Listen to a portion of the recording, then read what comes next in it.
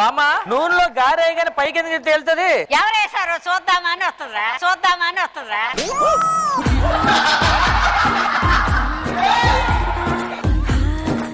పొద్దున్నుంచి ఆ స్వీట్లు తిన్నారంటే ఆ ప్లేట్ దొరకట్లేదు, ఎక్కడుంది? నువ్వు దొరికినంత ఈజీగా నీకు ప్లేట్ దొరుకుద్దంట్రా.